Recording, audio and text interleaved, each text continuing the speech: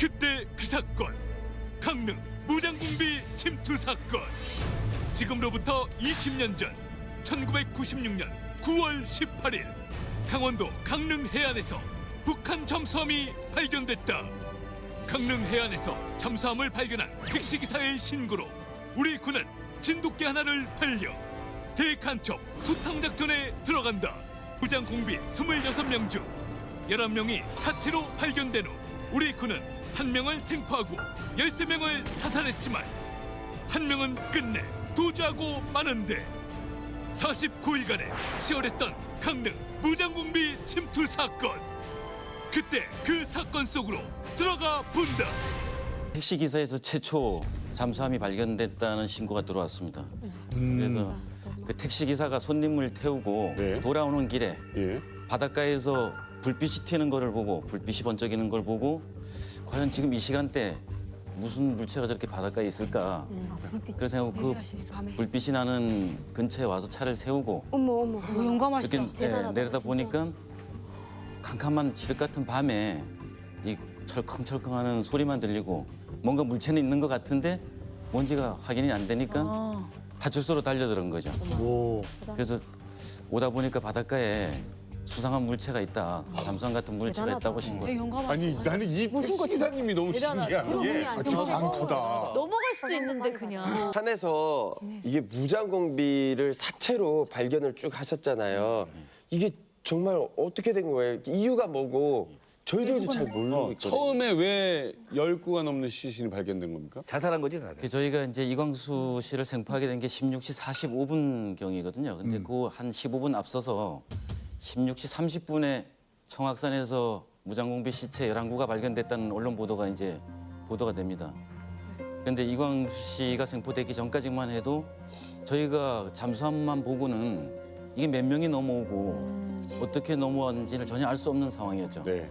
그래서 군과 경찰 모두 합동 신문에 의하면은 그 잠수함 크기만 의존할 수밖에 없었던 상황에서 가장 많이 타도 한 10몇 명 타지 않았을까 이 잠수함에.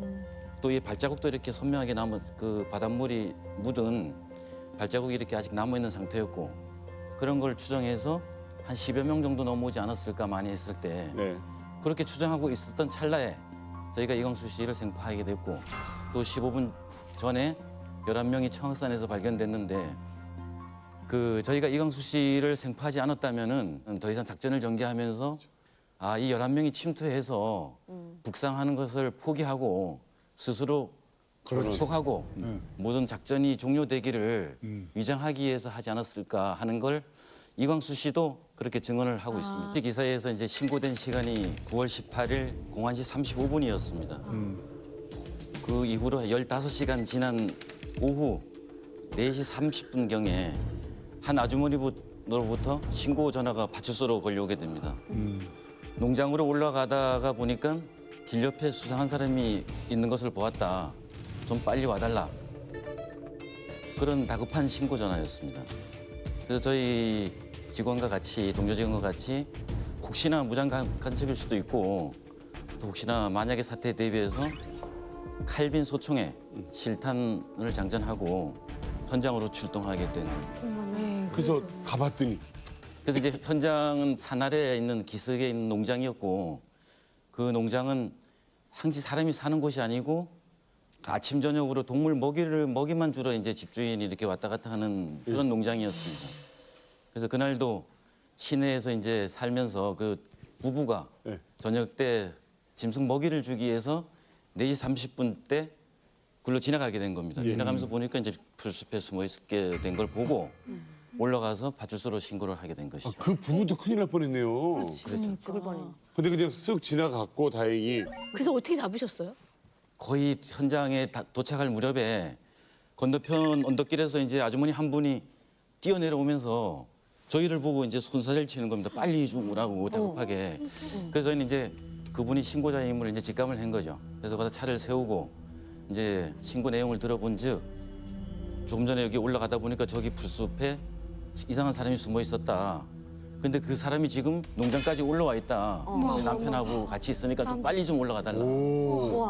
그렇게 해서 저희는 이제 그 숨어 있었다는 장소부터 수색을 하면서 그 집까지 올라가게 된 거죠. 아니 근데 그 무장공비니까 당연히 총이나 칼, 무장을 하고 있었을 텐데 그러면 상당히 위험하고 위협도 있었을 그 텐데요. 남편하고는 어떻게 주민 그렇죠. 위협을 하지 않았다면 거짓말이죠. 근데 사실 그 간첩이라고는 크게 확신을 갖지 않은 상태였습니다. 저희는. 그래서 이제 그 길 따라서 올라가다가 보니까 그 마당에 승용차가 이렇게 한 대 서 있었고 건너편에는 행색이 아주 초라해 보인 남자가 서 있고 승용차 반대편에는 등만 보이는데 나이 드신 분 등이 보이는 겁니다. 그래서 이렇게 누가 봐도 누가 수상한 사람이고 집주인인지 금방 이렇게判明이 됐던 상황이었습니다. 그래서 저희가 보자마자 저희가 소총을 들고 있었기 때문에 동료 직원과 같이 꼼짝 마! 움직이면 쏜다! 이렇게 소리를 지르게 된 거죠. 그러면서 이 상의 티셔츠를 드는데 권총 자루가 여기에 딱 보이는 겁니다. 그걸 빼려고 이제 하는 찰나였죠. 그래서 제가 순식간에 반사적으로 달려들면서 그 총을 왼손으로 내려치고 그 옆에 있던 영웅이다. 멋있어요.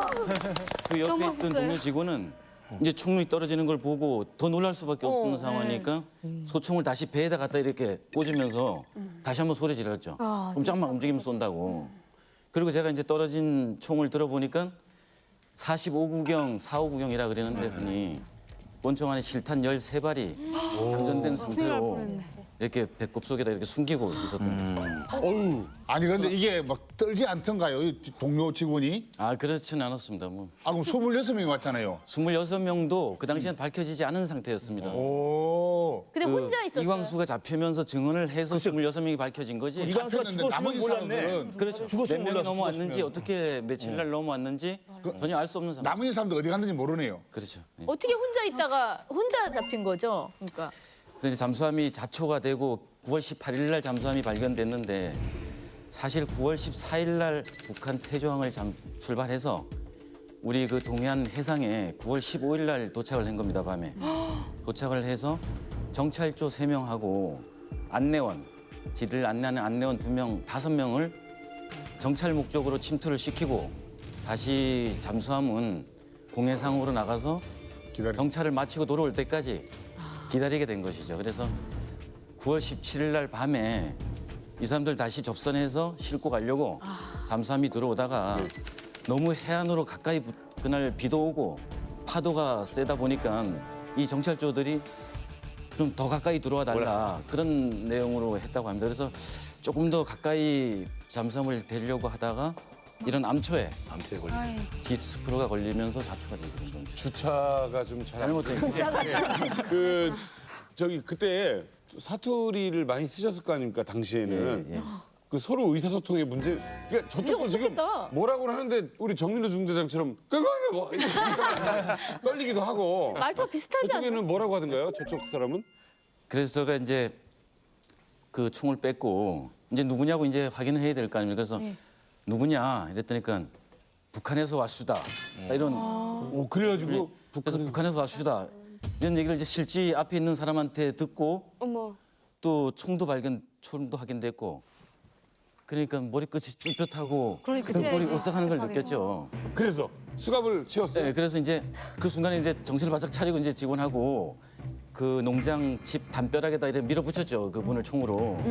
움직이면 이제 쏜다고 계속 경고하면서 붙이고 일단 체포를 해야 되기 때문에 손을 뒤로 이렇게 묶는데 이렇게 거칠게 다루지 마시라요.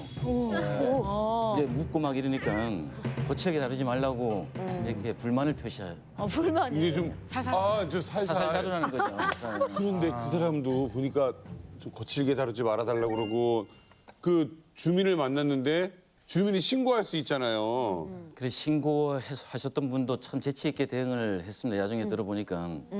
그래서 이제 올라가다가 길 옆에 있는 걸 보고 올라갔는데 금방 그 풀숲에 보았던 사람이 농장까지 올라왔습니다. 그러니까 겁이 나죠. 이제 신고했던 부부도. 그러니까 아주머니는 이미 신고를 집에서 한 상태고 아주머니 뒷문으로 해서 저희를 이제 마중하러 내려왔고 그 남편분은 그분하고 이제 이제 대화를 나눴는데 그 당시가 이제 지금 가을철이죠. 송이철이죠. 그래서 혹시 송이 따라오셨습니까? 그러니까 그분은 뭐 답변할 게 없으니까 그렇다.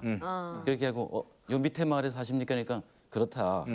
그렇게 단답형식으로 이제 대화를 나누고 있어서 시간을 끌 수 있었고 또 이광수 씨는 무서웠을까 바로. 그런 그 산 기슭에 있는 허름한 집에 전화가 있을 줄 몰랐다는 거죠.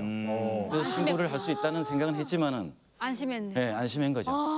전화가 있을다는 생각도 못했다는 사는 그런 생각에. 얘기를 해서 조금 더 거기서 머무를 수 있었던 게 그런 아 이게 북한처럼 설마 이렇게 핸드폰 다 가지고 있고 이런 그러니까 시스템인지 실수했네요. 몰랐구나. 실수. 그 뒤에 어떻게 살았다는 얘기는 들으세요?